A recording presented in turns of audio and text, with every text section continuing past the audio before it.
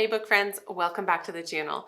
So I love making seasonal TBRs. I mean, really, I love TBRs in general, let's be honest. Now I am not very good at sticking to this TBR, but I like making them because I like pre-thinking some of these things. So let's just get into some of my summer book plans.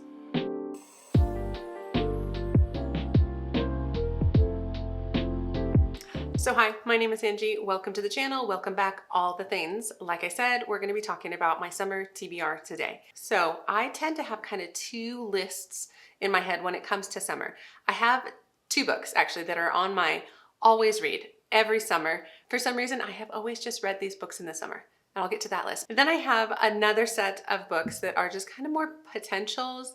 Some of them are obvious summer reads. Some of them probably aren't for most of you, but that's okay. Let's just get into it. Let's get into the ones that I will read no matter what this summer. The first being the new Riley Sager book. So he puts out a book every summer. I know a lot of people read his books in the summer. It feels like a fun tradition to me is to really kind of experience his books. The one he has coming out this year is called Middle of the Night. And it's about these two boys who back in the 80s or something were tent camping in the backyard. And then come morning, one of the boys finds himself in the tent alone and there's a slash in the tent and his friend has been kidnapped and never to be found. And then later in life, he comes back to that same town and I feel like they'll figure out what happened. I love that. I've also heard this is Riley Sager's first book where he has like a male main character. So I think that'll be really, really interesting. So I'm definitely reading that. That's on my list for the summer. The other thing I tend to read in the summer is Robin Hobb.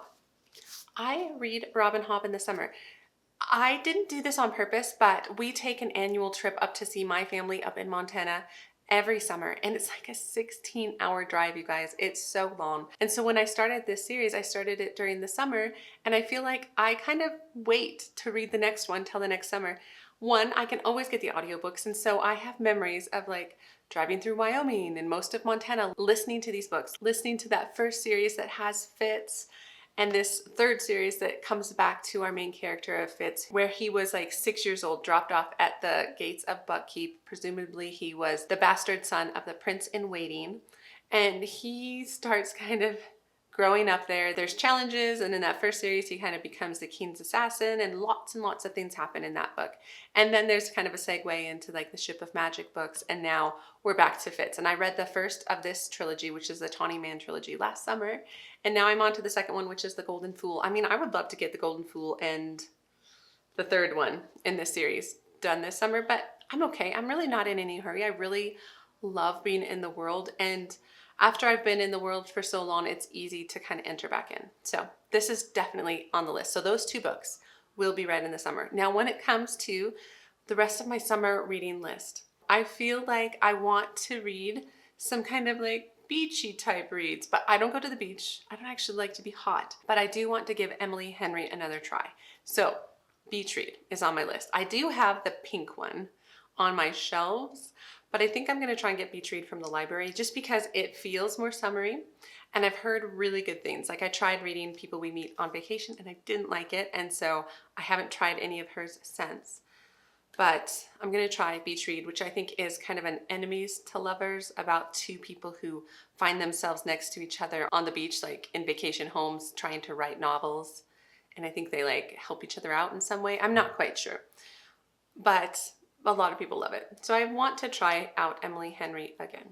So that's on the list. The other thing I tend to read a lot of during the summer is quick reads, fun reads like thriller books. And so I have 3 books on my really want to get to, I can't believe I haven't gotten to these books yet list. The 2 that are on my shelves at least are these ones. First Lie Wins by Ashley Elston, which I believe has to do with a girl who doesn't really have a past, and I'm not quite sure why she doesn't exist. It sounds like she's on a job or something like that. Her name isn't actually Abby, and she's after some Mark, some guy. I'm not sure. I really don't want to know more than that. That feels kind of like it'd be more fun to discover. And then this one I do still want to read. I started it. I'm on page 30, so I'm going to probably restart it. Has to do with a podcaster. It's the Lisa Jewell book, None of This Is True. Has to do with a podcaster and a woman who is her birthday twin who reaches out to her and has this kind of idea of like, we should run a special birthday twin podcast series sort of idea, but then things get a little bit sinister and it goes from there, which just sounds so good. Okay, the other one is a new release, Ruth Ware. I'm hit or miss with Ruth Ware, but when I like them, I really, really like them. And so her newest one is One Perfect Couple, I think. It has to do with a reality TV show. I've heard it coined as Survivor meets The Bachelor, where there's like these couples that enter into this challenge on an island, but then they start dying or something like that. It just sounds really fun and really interesting. So those 3 thriller books. The other thing I do like to read, I like to get like stuck into series. I like to get swept away is the best way to put it. Now I do have a series I want to finish.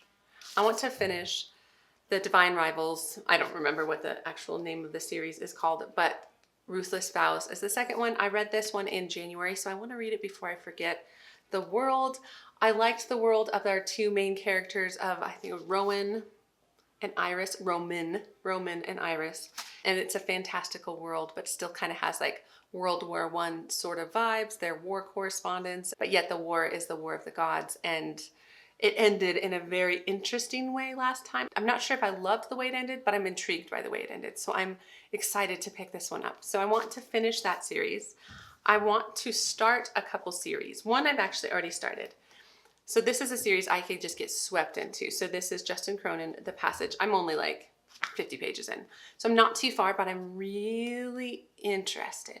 It's kind of a apocalyptic end of the world, we've screwed everything up sort of thing, and then there's this one girl who could save the world sort of idea. I'm really liking the writing style so far. It's very detailed. It has kind of main point of views that go chapter by chapter, and you really deep dive into these people and the problem of the world, which you don't quite understand. I don't know. I'm intrigued.